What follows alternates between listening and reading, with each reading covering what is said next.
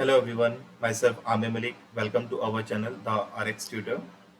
आज की वीडियो में हम D pharm first year pharmaceutical chemistry के टॉपिक एनेस्थेटिक्स के बारे में बात करेंगे। अगर आप एक डी फार्म फर्स्ट ईयर के स्टूडेंट हैं तो आप इस वीडियो को ज़रूर देखें एंड इस वीडियो को अपने क्लासमेट, फ्रेंड्स या जो भी नीडी पर्सन है उनके साथ ज़रूर शेयर करें। एंड जिस तरीके से मैं इस वीडियो में चीज़ें डिस्कस कर रहा हूँ, इसी तरीके से आप भी एग्ज़ाम में अगर लिख कर आते हैं तो आपके फुल मार्क्स आने के चांसेस हैं। सो आज की वीडियो को स्टार्ट करने से पहले हम एक बार CNS के बारे में थोड़ा सा डिस्कशन करते हैं, जिससे आपको ये टॉपिक समझने में काफ़ी हेल्प मिलेगी। अगर CNS की बात करें तो CNS को हम सेंट्रल नर्वस सिस्टम भी कहते हैं। अब ये CNS या सेंट्रल नर्वस सिस्टम दो चीज़ों से मिलकर बना है। वो दो चीज़ें जो है हमारा, एक तो हमारा ब्रेन, जो हमारा दिमाग होता है, वो हमारा जो है सेंट्रल नर्वस सिस्टम के अंदर आता है। देन उसके बाद में स्पाइनल कोड जो है हमारी, वो रीढ़ की हड्डी के बीच में प्रेजेंट होती है। तो सेंट्रल नर्वस सिस्टम हमारा दो चीज़ों से मिलकर बना है, हमारा ब्रेन और स्पाइनल कोड। अब ये सेंट्रल नर्वस सिस्टम जो है हमारा बहुत सारे हमारी बॉडी के अंदर फंक्शंस परफॉर्म करता है। फॉर एग्जांपल, अगर मैं अपना हाथ उठाना चाहता हूँ या अपना हाथ नीचे रखना चाहता हूँ, ये जो काम है वो सेंट्रल नर्वस सिस्टम के थ्रू हो रहा है। अब इसी तरीके से अगर सपोज मैं अपने हाथ के ऊपर एक नोचता हूँ तो मुझे यहाँ पे कुछ दर्द फील होगा। तो ये दर्द की जो फीलिंग है, इसको फील करवाने में सेंट्रल नर्वस सिस्टम का जो है रोल प्ले है करता है। अब ये जो दर्द की फीलिंग है, ये कैसे फील हो रहा है हमें दर्द, इसके बारे में थोड़ा सा बात करते हैं। हमारे ब्रेन के अंदर जो है कई सारे सेंसरी इम्पल्स जो हैं वो हमारे वहाँ पर जनरेट होती हैं। अब फॉर एग्जांपल, मैंने यहाँ पर जो है हल्का सा नोचा। इस नोचने की वजह से क्या हुआ, यहाँ पर जो हमारी नर्व्स प्रेजेंट थी, ये नर्व्स हमारी कनेक्ट हैं स्पाइनल कोड, जो कि रीढ़ की हड्डी के अंदर प्रेजेंट है। ये यहाँ से जो हमारी दर्द की और जो भी हमें यहाँ पर फील हो रहा है, उसकी सेंसेशन नर्व्स के थ्रू होते हुए हमारी स्पाइनल कोड में जाती है। स्पाइनल कोड से वो ब्रेन के अंदर जाती है। देन ब्रेन क्या करता है, उन सेंसेशन को फील कर कर हमें बताता है कि हमें दर्द हो रहा है, या जो भी हमें सेंसेशन फील हो रहा है, कोई टच फील हो रहा है, मैंने जैसे अपना हाथ रखा, ये हमें हाथ फील हो रहा है कि मेरे यहाँ पर हाथ रखा हुआ है मेरा, या मैं अगर फिंगर टच कर रहा हूँ, तो ये सारी चीज़ें ब्रेन हमें बताता है। ये ब्रेन कैसे बता रहा है, यहाँ पर हमारे हाथ के अंदर बहुत सारी छोटी छोटी सी नसें होती हैं जिनको हम नर्व्स कहते हैं। वो नर्व्स स्पाइनल कोड से कनेक्ट होती है हमारी रीढ़ की हड्डी के अंदर, और उस स्पाइनल कोड से ब्रेन पे सिग्नल जाती है। तो ये तो था हमारा सेंट्रल नर्वस सिस्टम। अब आज का जो टॉपिक है एनेस्थेटिक, इसको मैं एक एग्जाम्पल के साथ स्टार्ट करना चाहूँगा। सो इमेजिन करते हैं कि एक पर्सन है, उस पर्सन को कुछ प्रॉब्लम हुई अपने शरीर के अंदर। वो डॉक्टर के पास गया और डॉक्टर को उसने बोला कि मेरे को ये प्रॉब्लम हो रही है। अब डॉक्टर ने उसका चेकअप करा, उसको कुछ टेस्ट करवाने के लिए बोले। टेस्ट करवाने के बाद में डॉक्टर ने रिपोर्ट्स चेक करी और बताया कि आपकी किडनी के अंदर आपको प्रॉब्लम है, आपकी किडनी की सर्जरी करी जाएगी। अब पेशेंट को जो है सर्जरी के लिए ऑपरेशन थिएटर के अंदर रखा गया। ऑपरेशन थिएटर के अंदर अब डॉक्टर जो है क्या करेगा, पेशेंट को जो है वहां पर कट लगाएगा स्किन के अंदर।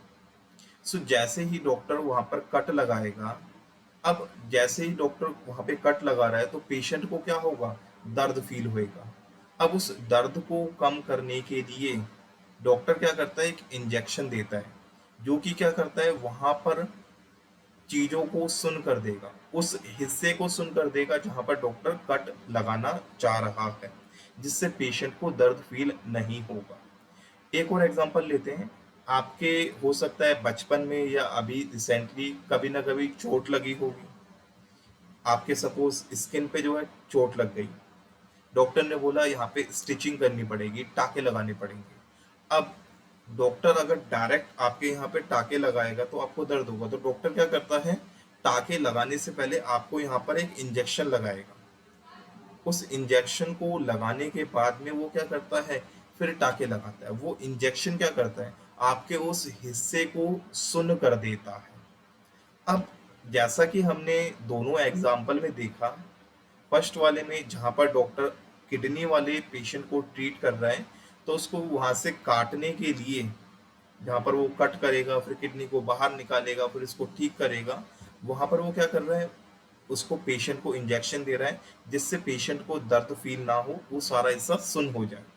इसी तरीके से हमने हाथ वाला एग्जांपल लिया, यहाँ पर भी डॉक्टर टाके लगाने से पहले क्या करता है, इंजेक्शन लगाता है ताकि पेशेंट को दर्द ना हो। अब ऐसी जो इंजेक्शंस होती हैं उनको हम कहते हैं एनेस्थेटिक्स।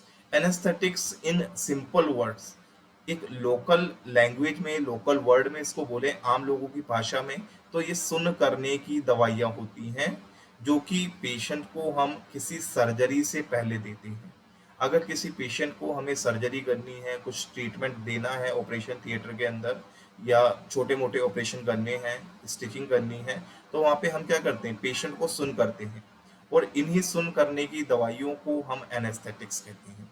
अब ये एनेस्थेटिक्स को हम किस तरीके से एग्जाम में लिखेंगे, किस तरीके से हम मेडिकल टर्म्स में इसको डिफाइन करते हैं, हम यहाँ पर कुछ पॉइंट्स लिखे हुए हैं, उनको डिस्कस करते हैं। सो एनेस्थेटिक टॉपिक स्टार्ट करते हैं। एंड फर्स्ट पॉइंट की बात करें तो these are the agents which produce a local और general loss of sensation including pain. ये ऐसे एजेंट्स होते हैं, ऐसी मेडिसिन होती हैं, ऐसी ड्रग्स होते हैं जो कि क्या करते हैं, प्रोड्यूस करते हैं loss of sensation including pain. अब जैसा कि स्टार्टिंग में हमने सीएनएस के बारे में डिस्कशन करा था कि सीएनएस क्या करता है, हमारे जो भी दर्द वगैरह फील हो रहा है हमारे शरीर के अंदर, फॉर एग्जांपल मैंने यहाँ पे नोचता हूँ तो मेरे को यहाँ दर्द फील होता है, कुछ पिन चुभोता हूँ तो मेरे को दर्द फील हो रहा है। ये दर्द जो फील हो रहा है, ये हमारा किसकी वजह से हो रहा है, क्योंकि ब्रेन जो है या सेंट्रल नर्वस सिस्टम जो है उस दर्द को वो क्या कर पा रहा है, उसकी सेंसेशन को फील कर पा रहा है। अब ये जो एजेंट्स होते हैं एनेस्थेटिक्स, उस सेंसेशन को लॉस कर देते हैं। यहाँ पे हमारी नर्व्स प्रेजेंट थी, जैसा हमने डिस्कस करा था स्टार्टिंग में। ये जो एनेस्थेटिक एजेंट्स होते हैं इन नर्व्स को ब्लॉक कर देंगे। जैसे ही हम यहाँ पे नोचेंगे, नर्व्स ब्लॉक हो रखी हैं, वो आगे सिग्नल नहीं पहुंचा पाएंगी। अब वो आगे सिग्नल स्पाइनल कोड तक जाएगा ही नहीं। जब सिग्नल स्पाइनल कोड तक नहीं पहुंचेगा, ब्रेन तक नहीं पहुंचेगा, तो क्या होगा, हमें पेन फील नहीं होगा, हमें दर्द महसूस नहीं होगा, हमें कुछ चुभोया जा रहा है वो महसूस नहीं होगा। तो ये क्या करती हैं, लोकल और जनरल लॉस ऑफ सेंसेशन कर देती हैं। अब ये लोकल क्या है, जनरल क्या है, इसको फर्दर अभी डिस्कस करेंगे। Next point, anesthetic temporarily broke sensory signals by causing reversible loss of sensation and consciousness. So anesthetics क्या करते हैं, ये temporary block करते हैं। टेम्परेरी क्या करते हैं, ब्लॉक करते हैं सेंसरी सिग्नल्स को। सेंसरी सिग्नल यानी जो सेंसेशन हमें फील हो रही थी और वो सेंसेशन सिग्नल की फॉर्म में जा रही थी, उन सिग्नल्स को ब्लॉक कर देता है। टेम्परेरी करता है, कुछ टाइम के लिए, जितना टाइम ऑपरेशन चलेगा उतने टाइम तक उसको ब्लॉक कर दिया जाएगा, ऑपरेशन खत्म होगा, थोड़े टाइम बाद पेशेंट नॉर्मल कंडीशन में आ जाता है। तो ये टेम्परेरी ब्लॉक करता है। और ये क्या करता है, रिवर्सिबल लॉस करता है। रिवर्सिबल मतलब सेंसेशन जो है हमें फील नहीं होगी, लेकिन कुछ टाइम बाद वो फील होने लग जाएगी, तो ये रिवर्सिबल कर रहा है। ठीक है, कि सेंसेशन का लॉस होगा और फिर वो नॉर्मल कंडीशन में आ जाएगा, हमें दोबारा सेंसेशन फील होने लग जाएगी। तो reversible loss of sensation and consciousness.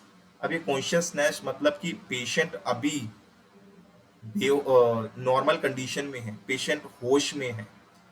बेहोशी की कंडीशन को हम कहते हैं अनकॉन्शियसनेस। पेशेंट को पता नहीं होता है कि उसके साथ क्या हो रहा है, उसको कहेंगे हम बेहोशी, और इसको हम मेडिकल टर्म में कहते हैं अनकॉन्शियसनेस। तो ये क्या करते हैं, कॉन्शियसनेस को भी हमारा क्या कर देते हैं, खत्म कर देते हैं, पेशेंट को अनकॉन्शियस, बेहोश कर देते हैं। जो बड़े ऑपरेशन होते हैं हमारे, जैसे ऑर्गन को ट्रांसप्लांट करना, एंडोस्कोपी करना, इसमें पेशेंट्स को हम क्या करते हैं, बेहोश कर देते हैं।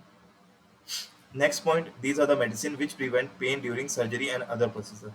सो ये मेडिसिन होती हैं, ये क्या करती हैं, जो भी हमारा पेन होता है सर्जरी के टाइम पर या मेडिकल प्रोसीजर के टाइम पर, उनको क्या करते हैं, प्रिवेंट करते हैं, उनको रोकते हैं। क्योंकि जो सर्जरी होती है उसमें अगर हम पेशेंट को एनेस्थेटिक नहीं देंगे तो पेशेंट को बहुत ज़्यादा दर्द होगा। कहीं पे कट लगाना है, कहीं पे हमें अगर स्टिचिंग करनी है तो वहाँ पे पेशेंट को बहुत दर्द होगा।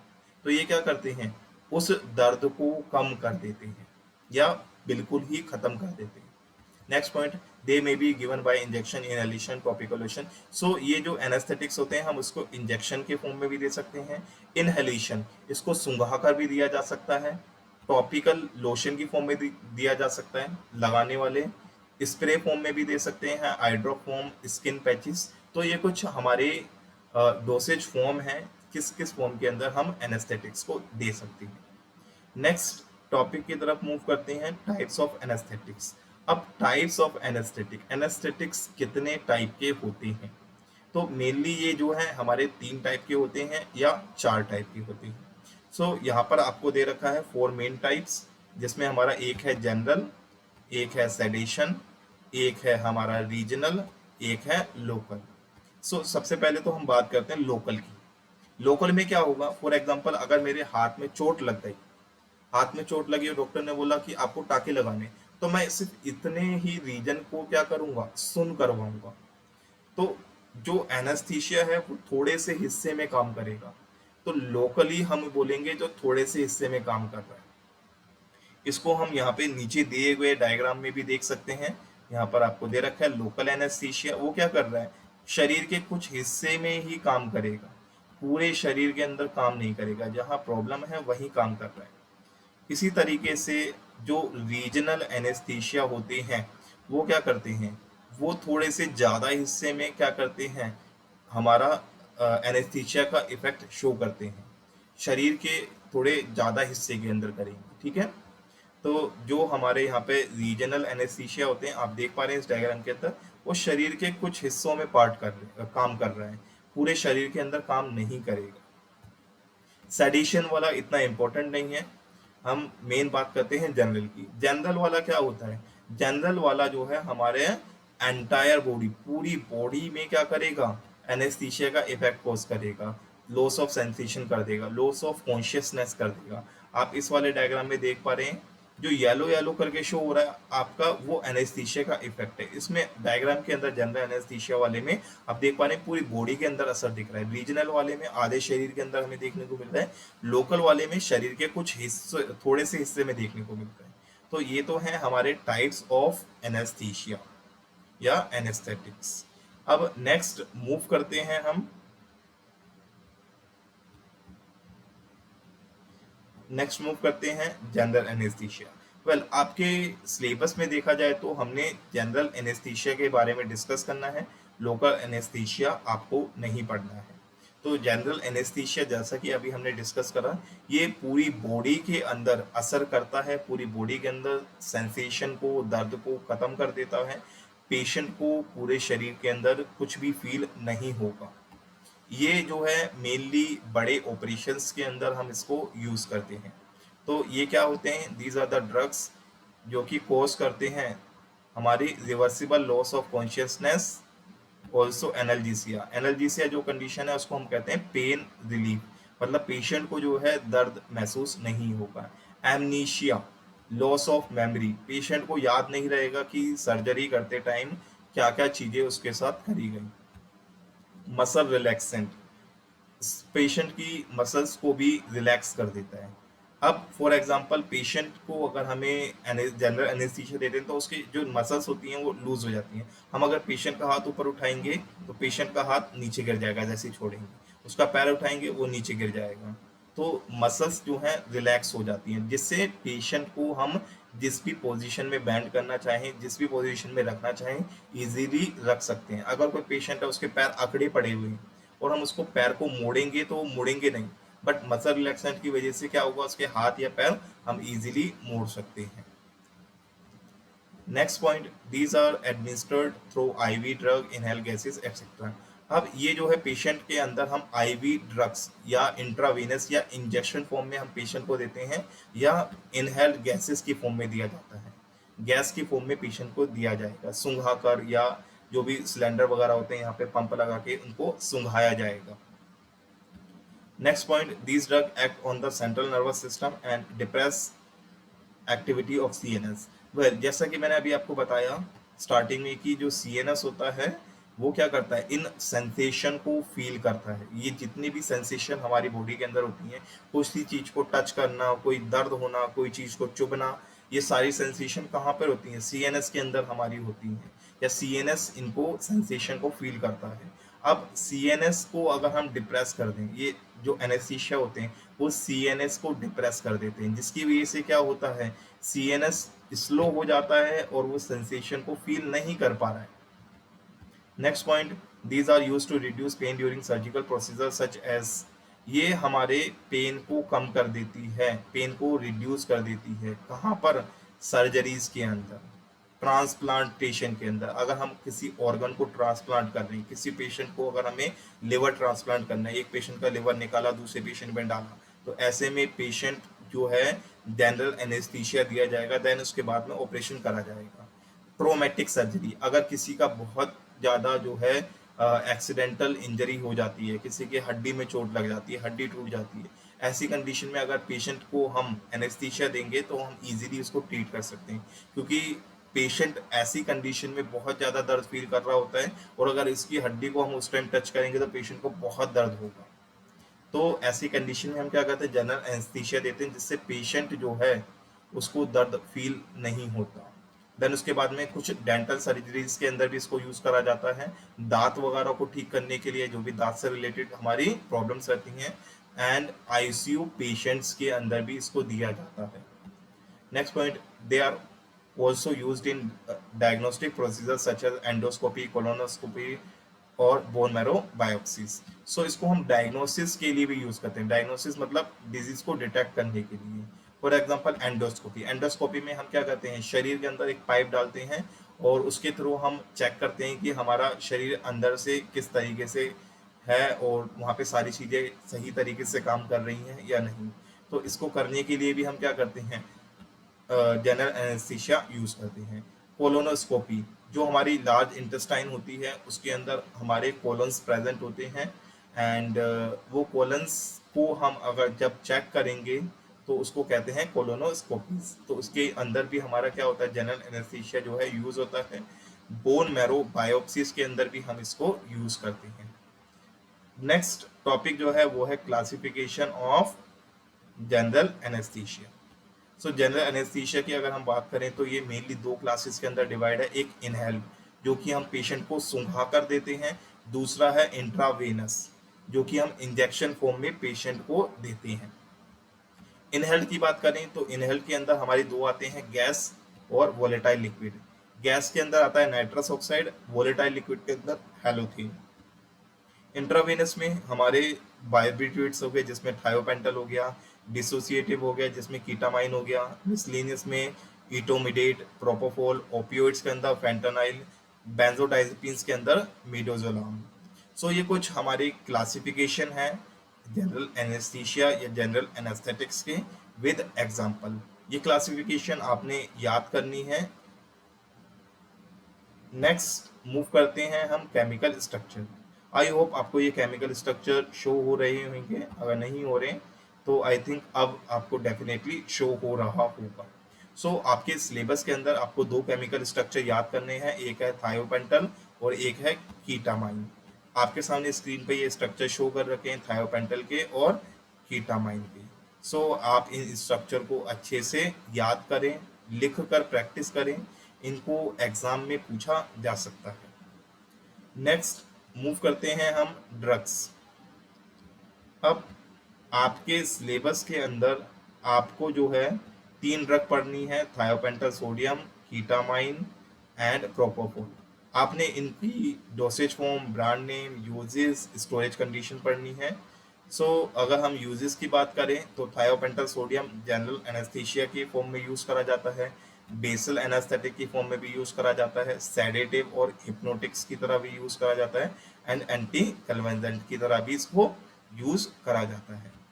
कीटामाइन की बात करें तो कीटामाइन जो है हमारा एनेस्थेटिक की तरह और विजुअल पेन के अंदर यूज करा जाता है।